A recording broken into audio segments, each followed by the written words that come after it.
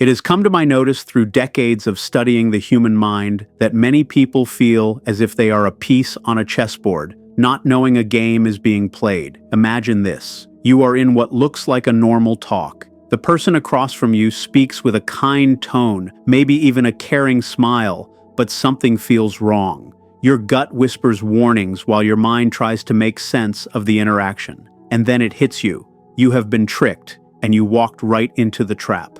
But what may shock you more is my discovery that these are not random moves. They are ancient patterns. What I have named shadow patterns are dark mental tricks that certain people use to enter your mind and change your reality to fit their will. Stay with me, for what I am about to tell you could save you years of self-doubt and mental pain. I have said that everything that bothers us about others can lead us to an understanding of ourselves. But what I did not often share openly was this. Controllers use this very rule against you, turning your own self-awareness into a weapon pointed at your own mind. In the next few minutes, I will show the 5 most dangerous mental questions that I have found to be tools of control. More importantly, I will show you the ways to not only see them, but to turn the things around completely. By the end of this, you will have what I call clear sight. This is the ability to see through any mental game before it even begins.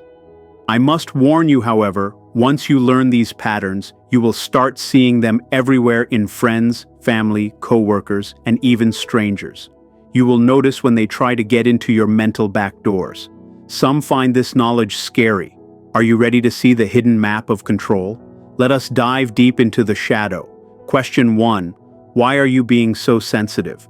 Before I explain this first trick, let me ask you something that may cause discomfort. How many times have you been told you are too sensitive right after you pointed out something that felt wrong? If a specific moment comes to mind, you have already seen what I call shadow projection. Here is what most people do not realize. Controllers instinctively use what I have called mental dismissal. They do not attack your facts. They attack your very right to have feelings about it. According to my study of the human mind, sensitivity is not a weakness. It is your inner mind noticing that things do not match. I wrote that your vision becomes clear when you look into your heart. Who looks outside dreams, but who looks inside wakes up. But here is the twisted part. Controllers know that sensitive people are often the most observant. They can sense lies, feel tension, and see small expressions that others miss. So instead of hiding their goals better, they have learned to use your gift against you. Think about this for a moment. The money expert who sees errors in the books is called crazy until she finds a big fraud. The wife who senses her husband's strange behavior is told she is insecure until she finds the affair.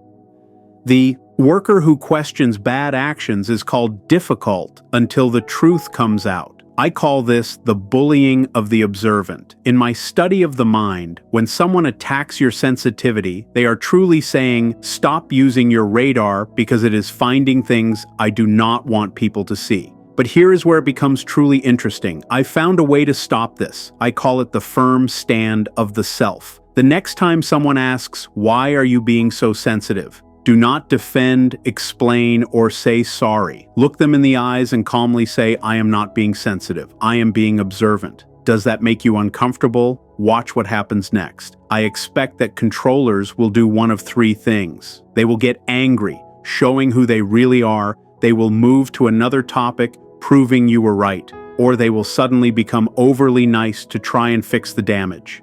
But we are just beginning. The next question is even more sneaky. Question 2.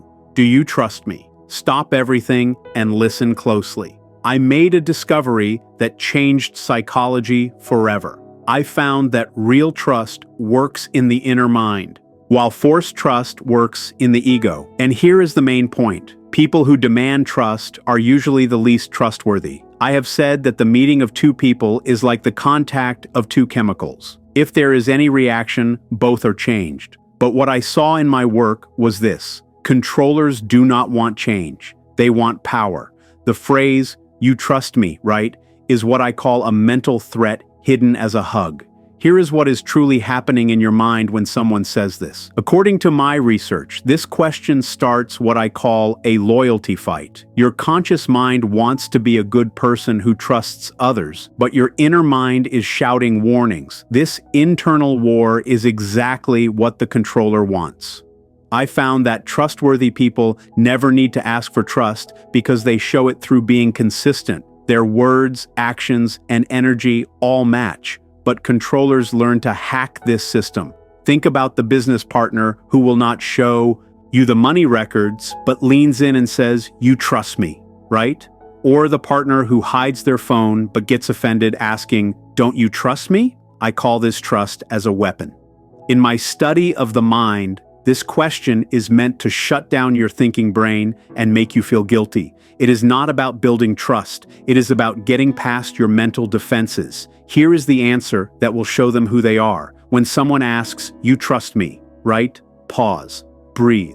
Look at them calmly and say, "Trust is earned through actions, not through questions. Are you asking me to ignore my gut?" I expect that a trustworthy person will respect this and keep proving themselves through actions. A controller, however, will either get angry, change the subject, or try to make you feel guilty for having rules. But hold on. The third question is where things become truly dark. Question 3. Are you accusing me of something? Before I show this mental weapon, I must warn you about a scary discovery. I found that master controllers do not just lie. They change reality itself. This question is what I call the flip trick, turning the person asking questions into the person being blamed. Here is how your mind is taken over. According to my research, when you notice something fishy and ask a fair question, the controller quickly flips the story. Suddenly, you are the problem. You are the one causing trouble. You are the one who needs to explain yourself. I wrote that we often see our own hidden faults in other people and treat them poorly for it. But controllers use this on purpose. They put their guilt onto you and then attack you for it.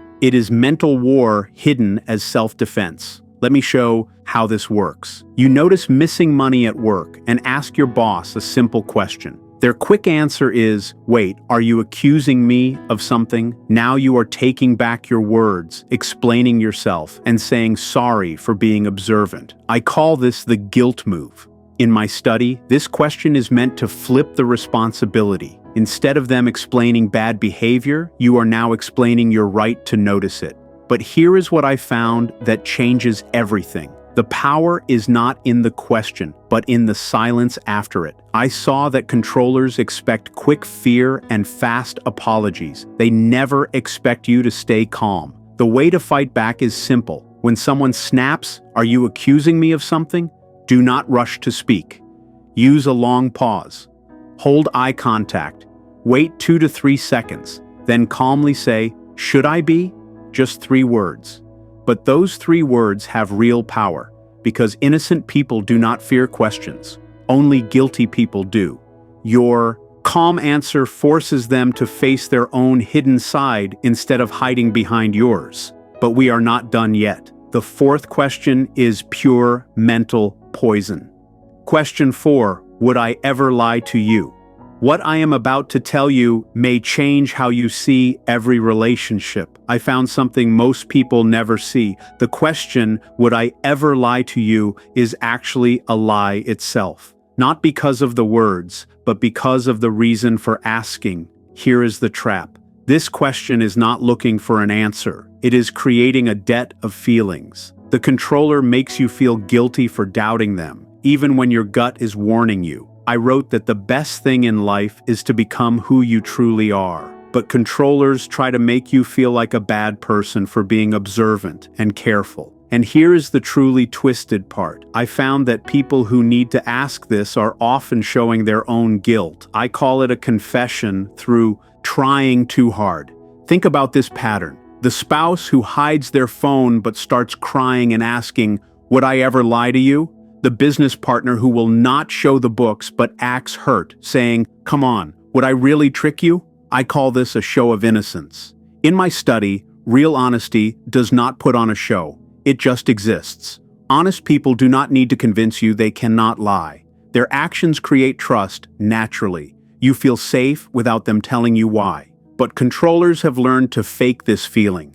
They use drama to bypass your logic and make you feel guilty. The tears and the hurt tone are meant to make you stop thinking and start feeling sorry. Here is the way to show the truth. When someone asks, "Would I ever lie to you?" do not take the bait. Pause and then say, "That is not the right question." The question is, "Would I know if you did?" This one answer flips the whole game because liars do well in confusion, but they fail when things are clear. Your answer turns on the light and suddenly the shadows have nowhere to hide. But the final question is the most dangerous of all. Question 5, can't we just move on? What I am about to show you may be the most important thing you ever learn. I found that this innocent question is actually the controller's biggest weapon. When lying and guilt fail, they use forced forgetting. They demand that you drop the truth for a fake peace. But here is what I saw. There is no waking up without some pain. Real fixes require facing hard truths. Controllers want to skip the pain and go straight to your forgiveness. According to my research, moving on without understanding is like putting a bandage over a dirty wound. It looks better, but the poison keeps spreading underneath. Think about how this works. The company caught in a scandal asks workers, "Let's not talk about the past.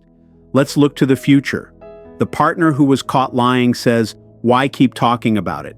We need to move forward." But I found something very important. These are not asks for healing. They are demands for forgetting. The controller does not want to fix the issue. They want to erase it from your mind. I call this mental burial. They want to push everything back into the dark where it cannot hurt their control. Here is the pattern. First, they say there is no problem, then they say it's small, then they blame you for it, and finally, they wear you out until you stop looking for the truth. But I found the cure. When someone asks, "Can't we just move on?" take a breath and say, "I will move on when I understand what happened, not before." This one sentence tells them that your peace is built on facts, not confusion. You cannot be rushed or tired out into dropping the truth. I wrote that until you make the hidden things known, they will lead your life and you will call it luck. That is exactly what controllers hope for, that you will give up and let hidden patterns run your life, but not anymore. Now that you know the 5 weapons, let me give you the best defense. I found that controllers have one big weakness. They need your emotional reaction to survive. Take that away, and their whole plan falls apart. I call this calm distance, the ability to watch without being pulled in. According to my research on becoming a whole person, a controller's biggest fear is meeting someone who cannot be shaken. Here is what I taught. People, when you stay calm while others lose it, when you stay clear while others create confusion, when you stay steady while others try to shake your world, you become your own boss. And a person who is their own boss cannot be controlled. I wrote, "I am not what happened to me. I am what I choose to become." But controllers want you to become what they need. They want you confused, guilty, and tired. Before answering any tricky question, ask yourself, is this answer coming from my real self or from a wound they are trying to touch? Because I found that controllers do not attack your true self. They attack your wounds and your fears. They try to hit your not good enough feeling or your need to be liked. But when you act from your center, you become untouchable. Let me give you my best trick. When facing any of these questions, take a calm pause. Breathe. Feel your feet on the ground. Connect with who you really are. Then answer from your center, not from your fear.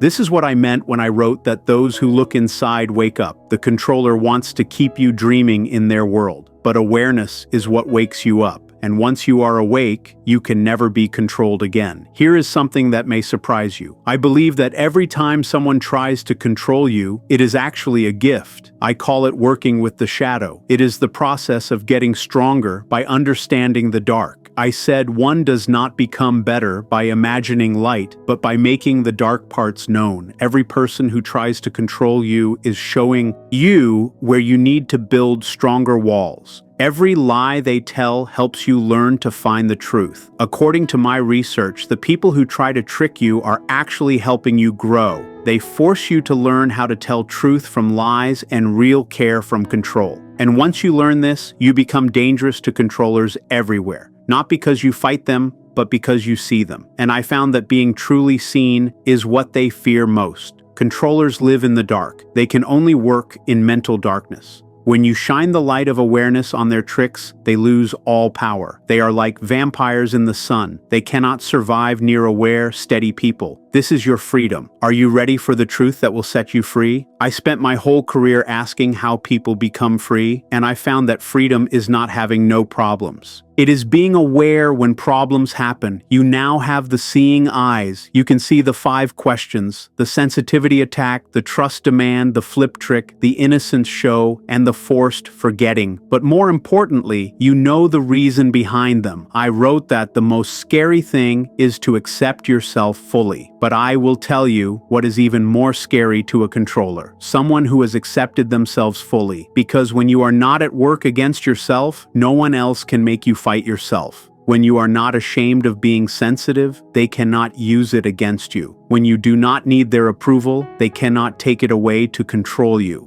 This is becoming a whole person. You are no longer just reacting. You are a person who chooses. And choice is the enemy of control. Here is your homework. For the next week, every time someone tries to use emotion to control you, ask yourself, what part of me is this person trying to poke? Then instead of reacting from fear, pause and answer from your calm center. Watch how fast tricky people either change or leave your life.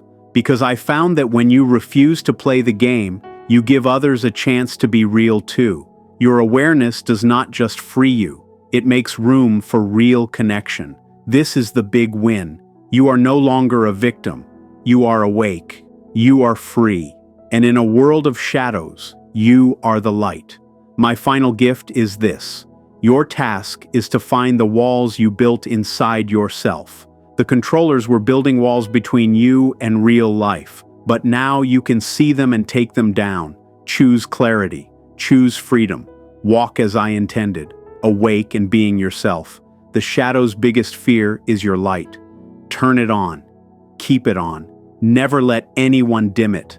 It has become clear to me that once you see the main weapons, you must face how they are used. If the 5 questions are the hooks, the mental environment is the water they want you to drown in. You must understand that a master of influence does not just ask a question. They build a whole world meant to make your gut feel like it is broken. According to my work, this world is built by breaking down your own power. I have often said that a healthy person must learn to stand alone before they can stand with others. But the controller wants to make sure you feel like you cannot stand at all without them. They want to be the mirror you use to see your own worth. Think about the silent treatment. It is a form of mental exile. It is not just a lack of talking. It is a forced trip into the dark where you are left to deal with your fear of being alone. When you hit this wall, your mind begins to panic, looking for any way to fix it, often by giving up your own truth. I found that the only way to stop this is to realize that you exist, even if they do not look at you. This is the birth of the free self. Also, be careful of what I call the fake empathy trap. This is when a person uses talk of healing and being open to find your weak spots. They may share a fake story or a secret to make you want to care for them. I wrote that the meeting of 2 people is like chemicals, but here, the controller is using a trick to melt your walls. They want you to feel like you owe them protection. To stop this, you must learn to see the difference. Ask yourself, is this person looking for a real bond, or are they putting on a show to get past my guard? Real openness invites you in, but tricky openness tries to pull you under. The final layer is using your future self as a weapon. I have seen many people stuck because they fear losing a version of life that has not happened yet. A promise of a job, a happy home, or a dream that the controller keeps just out of reach. They use your own dreams as a cage. I said that I am not what happened to me, but what I choose to be. But if your choices are being led by a controller, you are not choosing. You are being steered. To get your path back, you must be willing to let go of the future they sold you. Real growth takes the courage to walk into the unknown without a guide. Once you stop fearing the loss of their approval, their power is gone. You are the builder of your own mind. It is time to stop letting strangers walk through your halls and move your furniture. Stand in your truth and remember that a shadow only exists because there is a light nearby. You are that light. According to my clinical experience, the final stage of psychological sovereignty involves understanding what I call the trap of the collective shadow. Many people stay in manipulative situations because they fear the judgment of the group or the loss of their social standing. The manipulator knows this and will often try to turn others against you, creating a web of false stories to isolate you. I have written that the individual has always had to struggle to keep from being overwhelmed by the tribe. To truly be free, you must reach a point where your internal truth is more important than the public lie. When you stop trying to convince the world that you are right and simply live your truth, the manipulator loses their audience. They can only perform their drama if you agree to play your role. By stepping off the stage entirely, you collapse the entire theater of control. This leads us to the ultimate realization of the human experience. I discovered that the goal of life is not to be perfect, but to be whole. Wholeness includes the strength to say no, the courage to be disliked, and the wisdom to walk away from what no longer serves your soul. A manipulator thrives on your desire to be perfect and your fear of being seen as the villain. But I tell you, it is better to be a whole person who is hated for their boundaries than a broken person who is loved for their compliance. The journey of individuation is about reclaiming every part of yourself that you gave away to keep the peace. It is about realizing that you are not a guest in your own life, but the master of it. As you move forward, remember that the light of consciousness is not something you gain once. It is something you must choose every single morning. The patterns of the shadow are old and persistent, but they are no match for a mind that refuses to sleep. You have the tools, you have the responses, and now you have the understanding of the environment. You are now equipped to navigate the world not as a victim of fate, but as a creator of your own destiny. I have shown you the way out of the maze, but you are the one who must walk the path. Do not look back at the shadows you left behind. Look forward into the clarity of your own being. You are the light, you are the awareness, and you are finally completely free. To reach the final peak of this journey, you must face the concept of the grand illusion of the ego. I have seen that many people remain trapped because they are waiting for the manipulator to change or to finally admit the truth. But I have learned that waiting for a controller to validate your reality is like waiting for a statue to speak. It will never happen because their power depends on your confusion. In my work, I found that true freedom comes when you stop seeking a confession and instead give yourself the closure you need. I wrote that the most important thing is not what others think of you, but what you know to be true about yourself. When you reach this state, you stop being a seeker of external truth and become the source of your own certainty. You must also recognize the cycle of the golden promise. This is a tactic where the manipulator gives you a small moment of kindness or a glimpse of the person you first thought they were, just as you are about to leave. I call this intermittent reinforcement. It creates a chemical bond in the brain that is harder to break than any chain. They give you just enough light to keep you wandering in the dark. But you must realize that these moments are not signs of change. They are part of the trap. I often told my students that one does not find the sun by staying in a cave because of a few sparks of fire. You must have the strength to leave the sparks behind to find the true daylight. The final step is what I call the integration of the warrior shadow. To be truly safe from manipulation, you must accept that you have the capacity for both great kindness and great ferocity. If you are only kind, you are a victim. If you are only fierce, you are a monster. But if you are a person who can be fierce when necessary to protect your peace, you become a guardian of your own soul. I discovered that the most peaceful people are not those who cannot fight, but those who know how to fight and choose not to unless their boundaries are crossed. This is the ultimate balance. You are now a person who can see the game, refuse the role, and walk in the world with your head held high. You have moved from the darkness of the shadow into the full light of the self. Your journey is complete because you have finally realized that the key to the cage was in your hand the entire entire time. As you step into this new way of living, you must understand the final law of the human spirit, which is the law of psychological gravity. Manipulators will try to pull you back into your old patterns by using your past against you. They will remind you of who you used to be before you found this clarity. I have observed that people often feel a sense of guilt when they grow beyond the people they once knew. But you must realize that growing is not a betrayal of others. It is a duty to yourself. I wrote that the world will ask you who you are, and if you do not know, the world will tell you. By standing in your own truth, you are finally answering that question for yourself. You must also learn to embrace the silence that comes after the struggle. Many people feel empty once they remove the drama of manipulation from their lives. This is because they have become used to the high stress and the constant fight. I call this the peace vacuum. In my clinical work, I found that this quiet space is where your true creativity begins to grow. It is not a sign that something is missing. It is a sign that the noise has finally stopped. I have said that your heart knows the way, but you can only hear it when the world is quiet. Do not rush to fill that silence with new distractions. Sit with it and let your authentic self speak to you for the first time.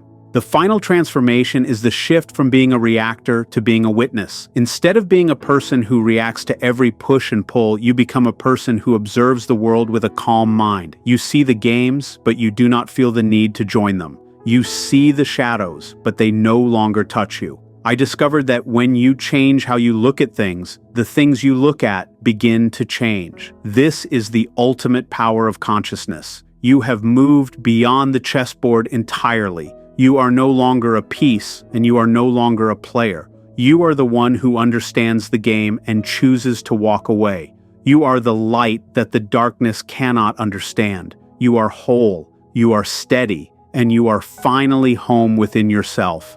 In this final stage of your awakening, you must face what I call the test of the empty throne.